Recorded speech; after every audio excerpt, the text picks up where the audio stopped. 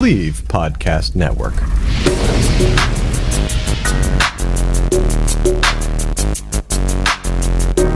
Scored a touchdown earlier on a direct snap. Now it's Michel's turn, running all the way. Gets to the edge. Sonny Michel will send the Dawgs home to the championship game.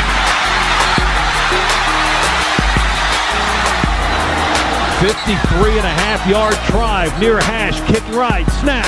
Hold. Kick is away. It's reaching. And it is good. Good. Good. Hot Pod does it. All right, Hot Pod. Cox with an up and out. Wide open.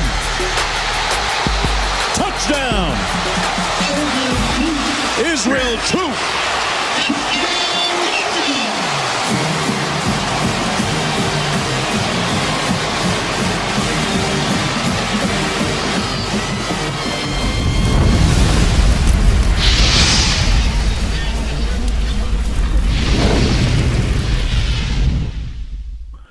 What's going on? What's going on? We are back in the saddle here. We are the Bleav in Georgia Dawgs podcast on the Bleav Podcast Network.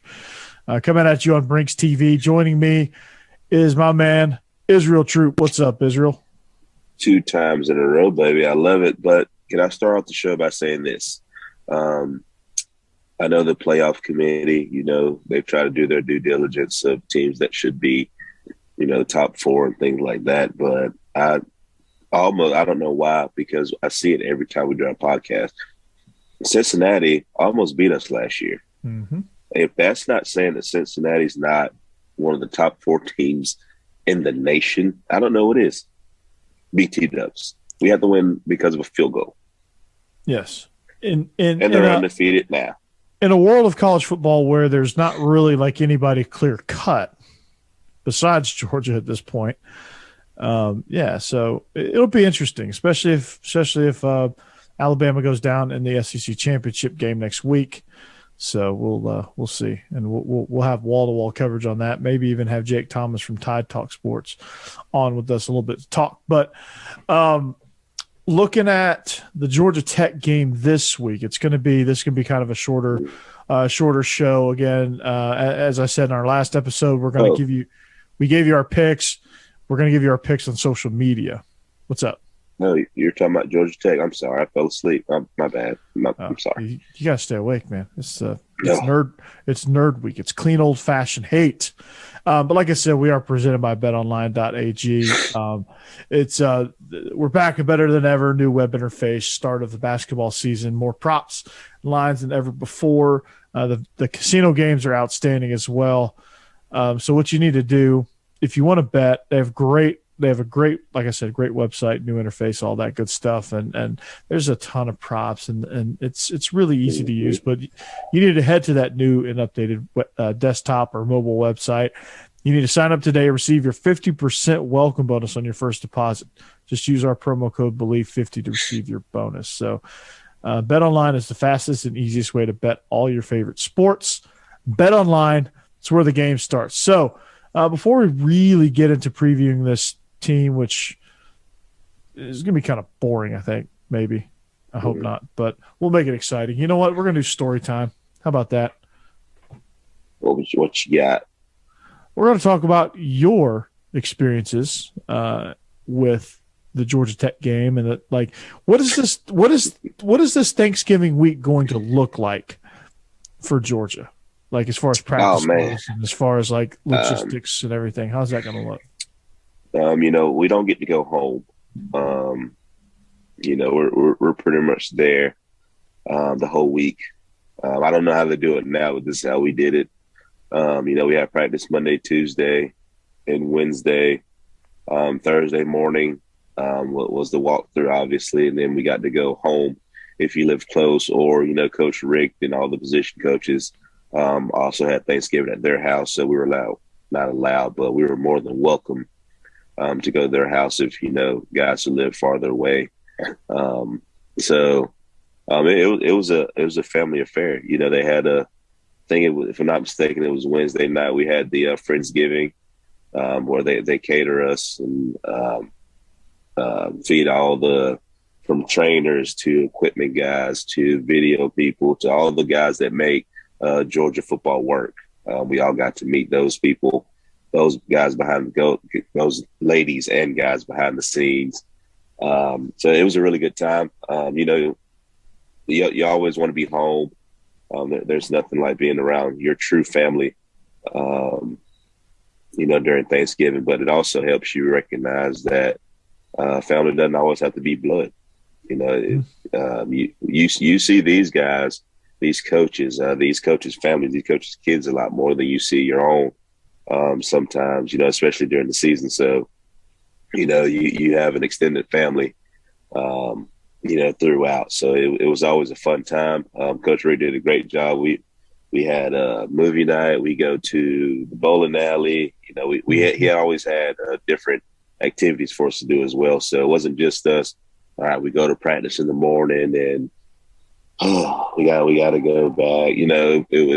He always made it fun for us during that week as well. So I've eaten a lot of food. I've gone to Coach Rick's house. I've gone to Tavares King's house. So it's always a fun time, and you're always welcome everywhere. During this time. Yeah, that's pretty amazing. I was always able to go home, so that was good for me. So, but yeah, I mean, just logistically, it's always interesting to kind of get a glimpse into what these guys go through a little bit to kind of see why these rivalry games are so important and why these rivalry games are so unpredictable, because it's kind of a disrupted week.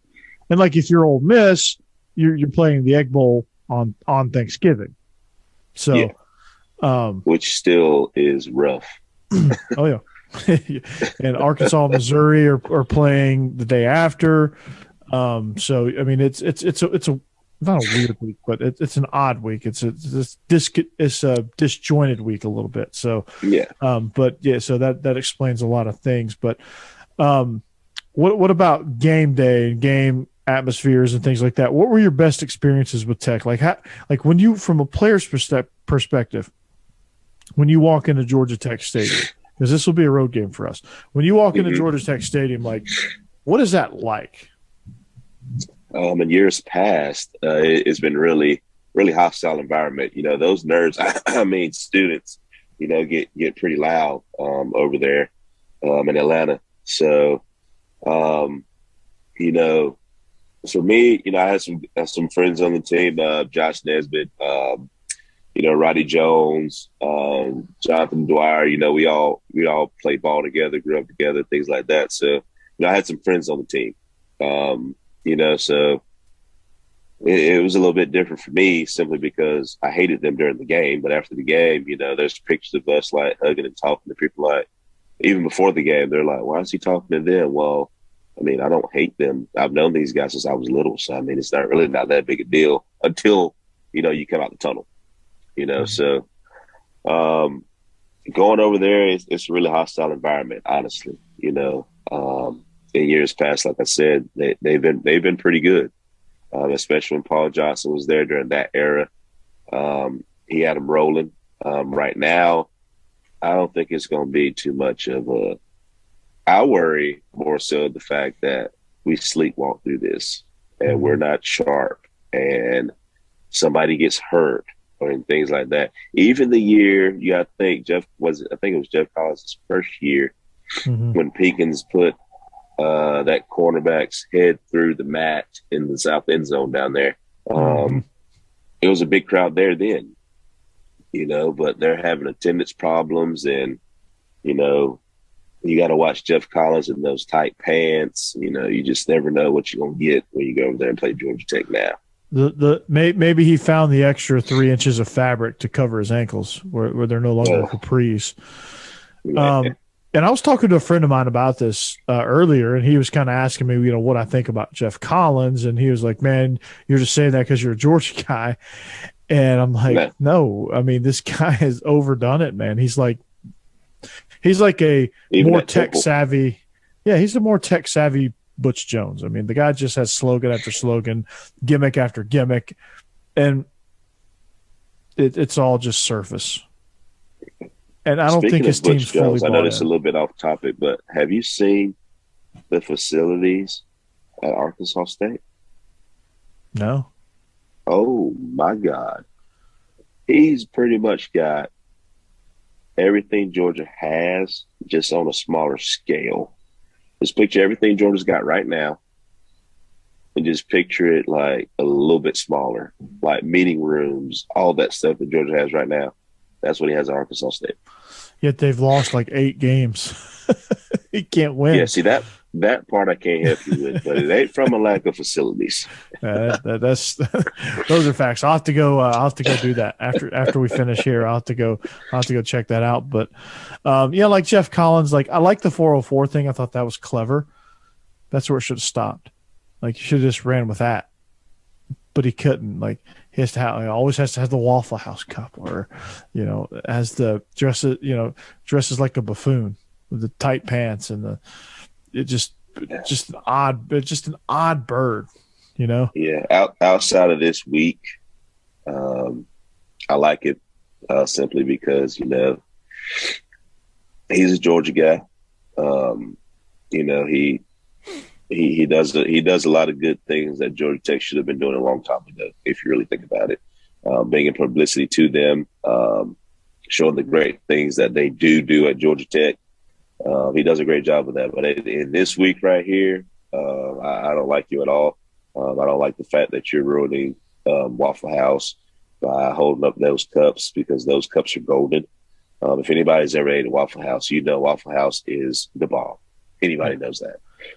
So the fact that they think that you can just do what you want with Waffle House is absolutely disrespectful.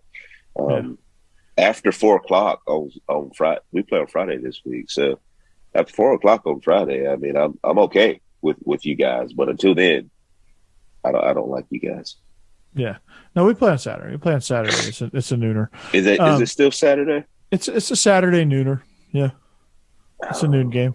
I thought they were talking about moving it on Friday. They may have talked. I read that somewhere.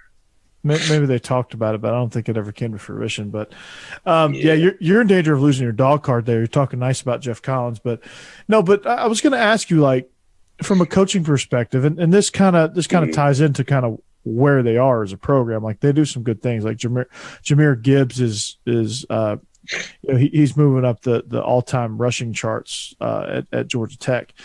But at what point does like the Jeff Collins PR machine stop and the Jeff Collins coaching machine begins? Like they've got some good assistants on staff. Their strength coach is really good.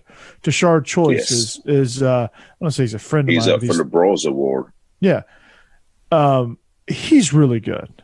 Like they've got some good things going, but as an entire operation, they don't. And I'm trying to figure out where the disconnect is. And the first thing I look at is your head coach is out here rah-rahing about everything and finding the next Waffle House cup to hold up, or the new design on the 404 takeover banner that the recruits stand in front of, or doing barbell curls on the sideline during pregame warmups, or whatever the newest gimmick is. I think he's kind of wrapped himself up into that, and I don't think he's really got below surface level. Yeah, I think you take what Paul Johnson did coaching wise, and you mix that with what Jeff is doing publicly and for the publicity of the school, I think Georgia Tech will be hell on wheels. I really do. Because as we all know, Paul Johnson could give a rip about Waffle House, about 404, about anything. If you wanted to come to Georgia Tech, you come Georgia Tech. If you didn't want to come Georgia Tech, you ain't got to come Georgia Tech. He's going to run the triple option, and he's going to win some football games. That's what he did. Took a couple orange balls. To Jeff. Exactly. Now we get to Jeff Collins, and it's more of a dog and pony show. You know, it's more so now, all right, well, how can I make it more appealing now? But at the end of the day, my boy, you got to win football games. Yeah, you got to focus on what's important. I think they got a big game. They got a big win against North Carolina, which is not a big win. That's a great win for the program. I really think that's the win that saved his job. because they definitely weren't supposed to win that football game. Yeah. But at the same time, you're not winning enough games to keep your job. All right, and you're not competitive enough. Like, you're not competitive in a lot of these games. Like, yeah, you were competitive against Clemson, but what do we know about Clemson now? They're pretty terrible.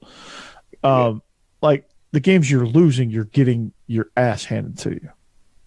But we're getting to the point, just like Florida now, too. Are they really playing for you?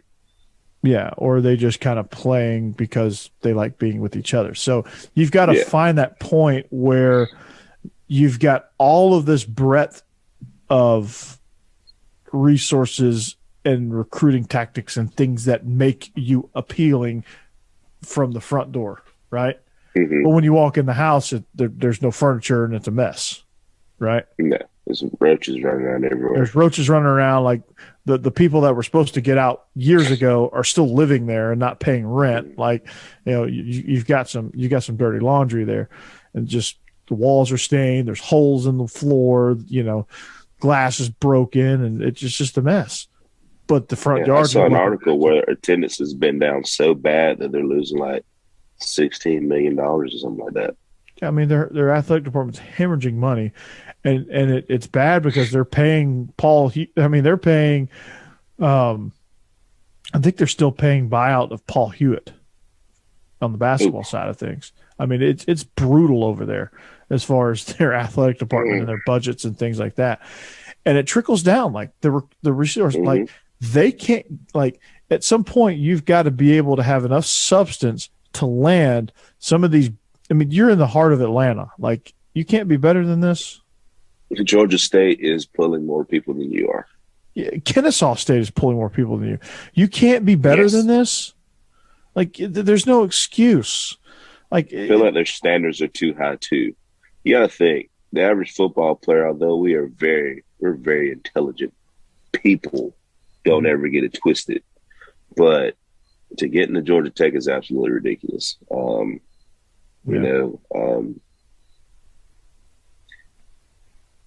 I'm not saying that we should cater to anything, because I think that makes people soft, but I think that your standards of getting into the school itself are absolutely too high. Yeah. And the caliber of player that you're trying to get ain't going to reach that.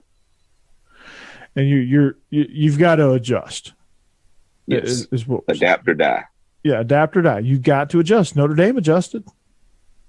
Georgia adjusted. Like, it's not. We didn't lower the bar to the point where we're letting in complete. I'm not gonna say it, but you know what I mean. Like, complete idiots. You don't lower the bar. You just adjust the factors of which people can get in and out. You're not lowering anything really. You're just adjusting the little. You're just tweaking it and adjusting the factors of how people can get in. Yeah, you keep it the same. You just adjust like certain rules. Because every school with regular students, even, they have a certain percentage of people that get in that don't fit the requirements, but like they have all this other stuff and it qualifies them to get in. Like, for me, my test score was the definition of mediocre. I got a 1080 on the SAT, and people with 1200s were getting denied. But I had a 3.9. I had all the extracurriculars. I was in National Honor Society, Beta Club, all that stuff. Academically, I played football and baseball, community service, a lot of stuff. I made sure the rest of the stuff could hold up my lack of test score, and I got in. Like, it got tweaked so that I could get in, and I was successful, graduated, all that good stuff. So, they didn't lower the bar so I could get in. They just said, okay, you're close. Just kind of squeeze through that door over there. And they adjusted to what you could do well. Exactly. Which is I what graduated they do. High school. I had a 1260 score with a 3.8 GPA. And I mean, could I have gone anywhere? Yeah, but I mean, at that particular time, they had to adjust things for me too. I mean, my math was slightly higher than my reading because I love math. So there was my scores, and in a regular world, if I was an athlete, I couldn't have got into Georgia. Let's just be real about it. I couldn't have with that score and with my, GPA. I couldn't have got into Georgia just as a regular student. Yeah. So what they do, they just adjust a couple things and do what they got to do to get me in. Which it ain't really hard. I qualified for everything else, but it's just different. Different strokes for different folks depending on what they want to do. As long as you're mostly qualified, and there's a few things that they can overlook like it's just saying, okay, we're gonna test score this thing. Okay, we're gonna focus more on this thing instead of this thing. Mm-hmm. That's exactly what you said. That's exactly what survive and adapt. Mm-hmm. Exactly. And Georgia Tech's got to do that. And Jeff Collins has got to be a driver in that if he wants to be the guy. And they won't do it because they consider this is Georgia and this is Georgia Tech. But that's what they wanted to believe academically. But if you really think about it, we right here. If we're right here, then we're right beside you. Israel, your Georgia degree and your Georgia Tech degree is going to get you one of the best jobs in America, no matter what you do. And you know why they're dead even? Because we don't have an engineering school. They don't have an elite business school or an elite journalism school. Those are big facts. Or an elite veterinary program or an elite pre-pharmacy program or an elite. I don't know too many engineers that are in the world that are trying to do that, but I do know a lot of people who are trying to be vets, trying to be business majors, trying to be journalism majors. I do know a lot of those. Mm-hmm. And we have one of the best journalism programs in America. I have a cousin that graduated from Purdue. He's a construction engineer. He's pretty good. And his son is also at Purdue. So, you just have to adjust. It's just simple. You have to adjust. And if you want to adjust, you want to get your ass beat in. Exactly. If you're tired of losing and you're not going to make any money, your fans are going to all drive away. They're all going to wear red and black next year. You got to do better. If that's Jeff Collins, great. If it's not, you got to figure it out. You have to figure it out. I honestly don't think it is. I think you got to find somebody in there. I hate to say that, but either Jeff Collins is going to get one more year and he's going to have to do some really big soul searching, or they're going to get rid of him. They probably can't afford to fire him. That's probably why he'll get another year if we're being honest about it. That's true. Yeah. So, but let's look at the team. Let's kind of look at their roster now. Let's kind of look at where they are.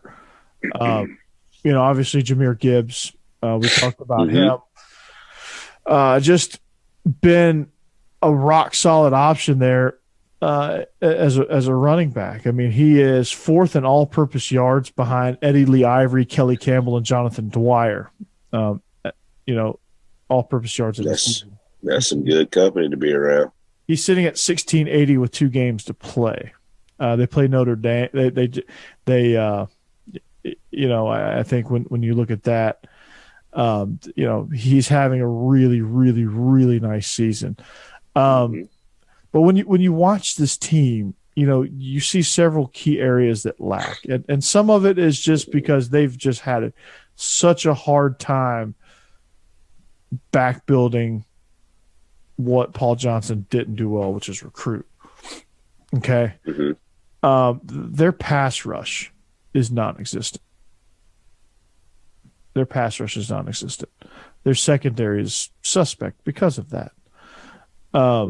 They struggle. They struggle with depth. Offensively, I think is their strength. I think they do pretty well. Obviously, with Gibbs, I think their quarterback is. I think their quarterback play is really, really good. And I think when you look at just the overall style of play, I think they have the right thing going. I think scheme wise, they're in the right frame, and I think they're doing a lot of good things. But I just still again, it's just like you watch this team, you watch this university, like they're having a major identity crisis. They can't figure out what they are. Yeah. I want you to close your eyes and think of one Georgia Tech defensive player that you can name without Google or anything. Name one defensive player. Like right now or just like of all time? No, like right now, on the team right now. Oh, yeah, that's a wrap. I can't do that. Yeah, you can't. Because why? Because they're not very good on defense. And that's the problem. You could always name at least one Georgia Tech defensive player. I can't remember his name per se, but he played for the Bengals. He was number 93, not mistaken. Oh, Michael Johnson. Dude had an extremely long name. That's it. Mr. Johnson. Yes. See, Yeah. I can't remember his name, but I remember him. Roman Reigns, who is Roman Reigns, the professional wrestler, he played at Georgia Tech. Yes. I didn't realize that he was there about the same time that I was until I was looking at, his stats and everything. So, you always remember a couple of guys on the defense that you remember specifically. I can't name now one person on defense that even remotely shake stick at, and that's the problem. We know Gibbs offensively, but name anybody else on the offense that can give you problems. Kenyatta Watson, maybe? Maybe on a good day. If they're having a good day, he can. Yeah. I mean, but some of these freshmen are pretty good. Like Calvin Johnson, they don't have any of those. The Tashard Choices, the Reggie Balls, the Joey Hamiltons. I know y'all forgot about them. The Joey Hamiltons. Joe Hamilton. Yes. So they don't have any of those guys anymore that you just know, from just looking at them. So I think that's a problem. I don't think they're far away just from the simple fact they're doing a good job recruiting, but they're not recruiting the right guys for the right positions. I think they need some help on defense. Like you said, defensive line, linebackers, secondary. Those guys are young. Yeah. But I mean, you're still recruiting 4 or 5-star guys that should be balling. The biggest knock on Kirby Smart was that he's not developing players, but guess what? He is. You're getting first rounders, second rounders, third rounders every single year. Because he rotates. When's the last person getting drafted out of Georgia Tech? I don't think they had anybody last year. But I mean, Kirby plays 24 guys on defense. I mean, those guys get snaps. And then you look at their quarterback situation, Jeff Sims. Like, what do you make of him? You had Yates. And Yates, who is a 5-star kid. I mean, you got Jemias Griffin at running back, and the reason I know that is because he went to Rome, which one of my really good friends is running back coach at Rome. I know that's the only reason I know that. Yeah, so I think the problem is that the development of players there is not going according to plan. I don't know why, because they got a heck of a strength coach. They really do. I like him a lot. Strength-wise, they look better. They look more like what you would expect, and part of it's just because they wear an actual brand of uniform now, and they don't look like a high school team. Yes. But they don't look like a high school team. They compete. Yeah, they look like a college team with the jerseys and in the jerseys. Mm-hmm. They look good. They look good. But I think the development of the player itself is the problem. That's the biggest thing that I see. I don't see them getting better. But I'll only watch them every once in a while. But to me, they're not getting better. Each and every game. To me, they're just kind of either the same or worse. Which, if you're the same, then you're probably worse. Yes. So it's called insanity, doing the same thing and expecting different results. Yeah. Yes. I mean, look at the game against Boston College, right? Jahmyr Gibbs ran a kickoff back 98 yards, scored another on the scored another. He had 223 all-purpose yards in that game alone. This is in a 41-30 loss, right? Jordan Yates, long drives, 2 possessions following the Gibbs return. Malachi Carter, I guess, is probably the guy. Brett Semeglia. That name sounds familiar because I think he transferred from Tennessee. I'm pretty sure. But they lost their fourth straight game. They're 3-7 on the season. They allowed 329 yards in the first half. Yeah. Won the second half a little bit, but in the second half. When you have your individual notes from that game, and this game really kind of stood out to me, but when you look at the individual notes and it's just Gibson, or it's just Gibbs. I mean, it's all Gibbs. It's all Gibbs. That's a problem. Mm-hmm. Which means when the Dawgs come to town, all we got to do is stop one person, and they won't cross the 50. Gibbs. Yes, Jahmyr Gibbs. That's it. I mean, you hone in on him, and that's it. And then Cook, Samir are going to have a field day. So, I mean, I think it's going to be name your number on offense. And they'll probably score Do what I want to. It'll be 45-7 probably. Is kind of how I see it. It's just because they're not going to be able to stop anything that we do. Probably end up having 3 takeaways defensively. I just don't think they have anybody that can block our guys. Jalen Carter is back. He had the flu, so thankfully. I mean, Jordan Davis. I mean, there's a hashtag Jordan Davis for Heisman.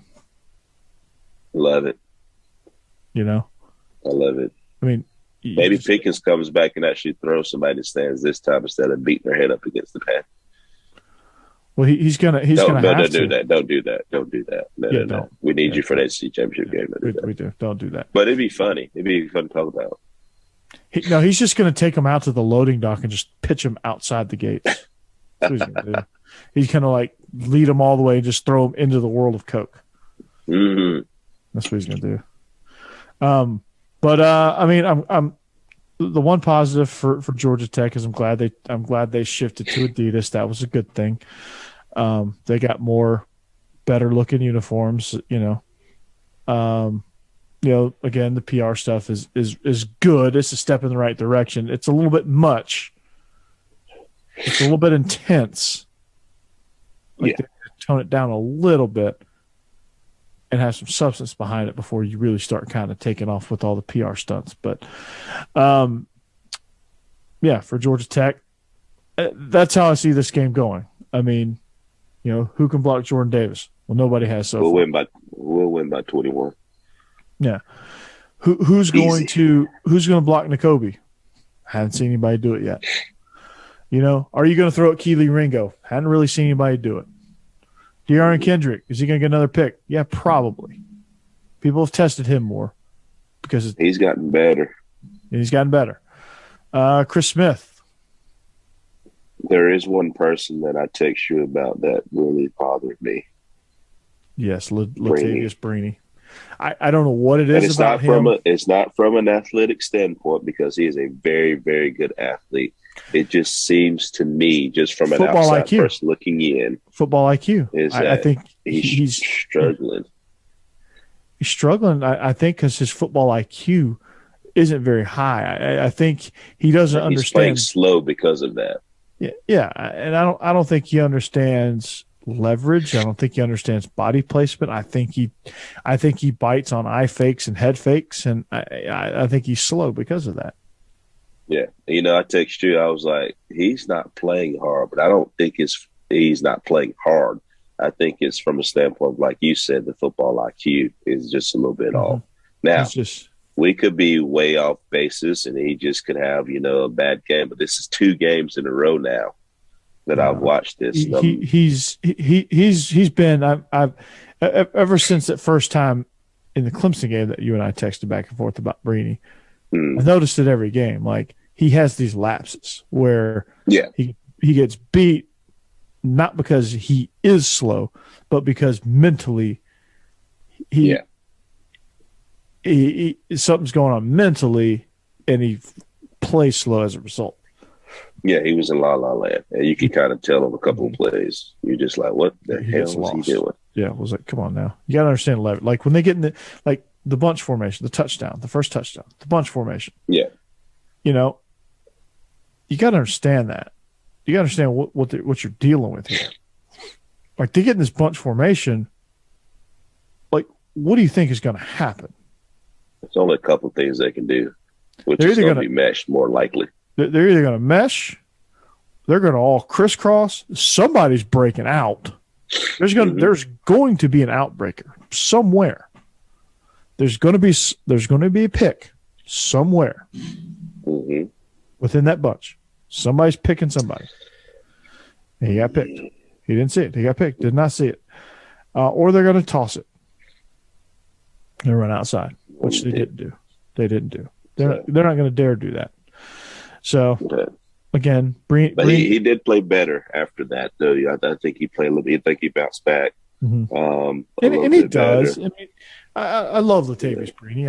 I'm not hammering him as a. I love him too. Not saying he's he a bad was one player. of the guys I really like. After the spring game, Mm-hmm. I was telling I really like Brady. I like him a lot. And sometimes, like I tell my guys all the time, the success you have sometimes be your worst enemy.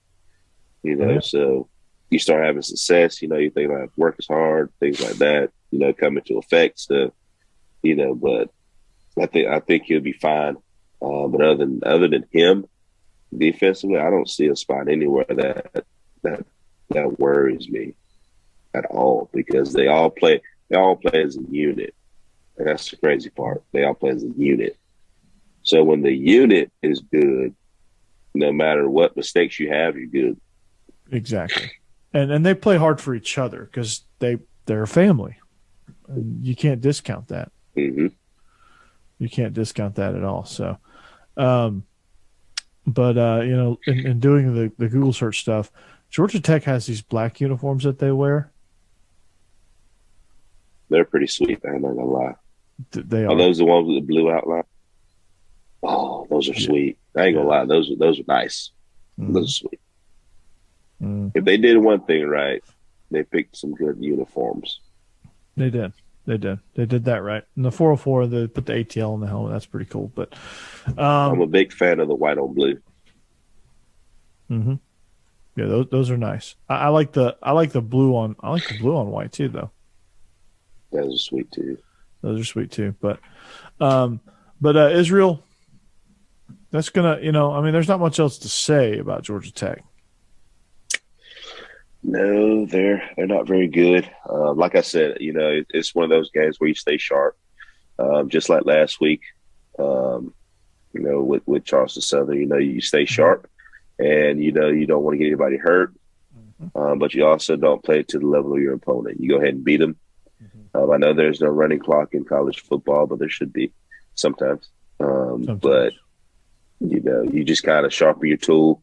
Get ready for the SEC championship game the following week. So, you don't want to look ahead to anything because that's usually where you make mistakes and you get beat. So, just stay grounded. Players, go out there and win. And as a senior, you beat Georgia Tech, you get a little trophy. I still have my little trophy when we beat Georgia Tech my senior year. So, I don't know if they do that anymore, but you get that little keepsake. And it's never fun to lose over there. I never have, but I would imagine that it's bad. I lost Georgia Tech one time. Yeah, so when I was playing. Can't wait to invade Bobby Dodd Stadium at Mark Richt Field when we head over there. But what other games are you looking forward to? Literally, I don't know. It's rivalry week, so. Well, I'm looking forward to the Egg Bowl, first of all. When I'm stuffing my face. It's hard that week. Yeah, when because I'm stuffing you have so many games like Oregon State's not going to be a good game. We all know that. You got Civil War, Apple Cup. Those games are a wash. Bedlam. You have Florida State, South Carolina, Clemson. Yeah. You have the South Carolina Clemson game is going to be a good game this year because I think they're pretty much the same. Got a really good defense.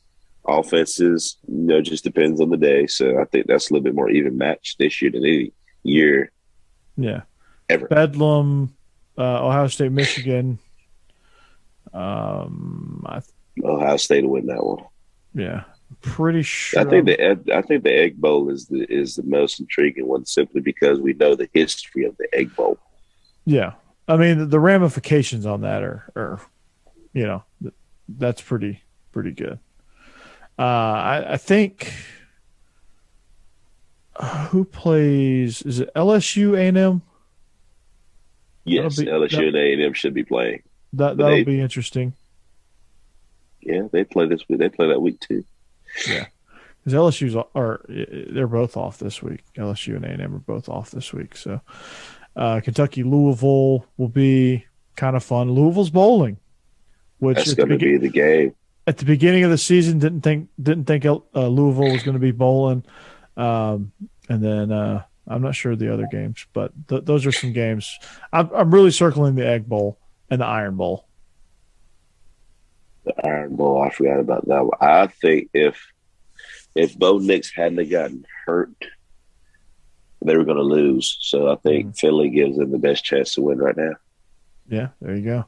So, but I'm excited about that. But yeah, stay tuned to our picks on social media. We'll stick those out there and we'll let you kind of comment on those. But we're going to wrap this thing up with our quick Georgia Tech preview. Like I said, it's a quick show.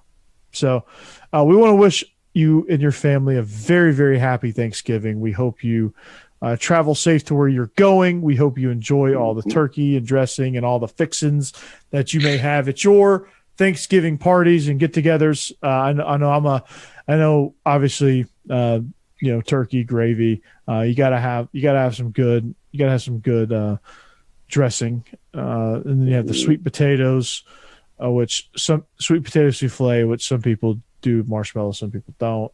That's a controversy in and of itself. Mac and cheese. You have some, green bean casserole. It's like the casserole season. Caramel cake is my favorite dessert. What are some of your favorites? Everything you just named. My mother-in-law makes these peas. I don't know where she gets them from. They're like, I don't know what they're called, but they're absolutely delicious. My mom makes the mac and cheese. So, there's that. We have a plethora of things. Deviled eggs. I love deviled eggs. That makes one of us. So it just depends on, what I'm in the mood for. I'm more of a ham guy, other than turkey. Sorry for everybody out there. I go for the dark meat on the turkey. Yeah. So, but it's always a wonderful time to see family and friends and things like that. So, like you said, everybody be safe. COVID is still alive, so make sure everybody's taking their proper precautions and things like that. But I hope everyone has a happy Thanksgiving. Enjoy your food, family, and football. The 3 F's: food, family, and football. Mm-hmm. Absolutely. My 3 favorite F words. So there you go. I see what you did there. Do you see what I did there? Yes, next level. So like I said, we hope you have a safe Thanksgiving. We hope you have a great week. We'll be back and better than ever when it comes for the SEC Championship preview. We hope you subscribe, comment, follow us on social media. Just scrolling right down there below. But we are the Bleav in Georgia Dawgs podcast on the Bleav Podcast Network, also on the video side, coming at you from Brinks TV. We are presented by betonline.ag. For Israel Troupe, I'm Corey Burton. So long and see you later. Happy Thanksgiving and go Dawgs. Go Dawgs. This is the Bleav in Georgia Dawgs podcast on the Bleav Podcast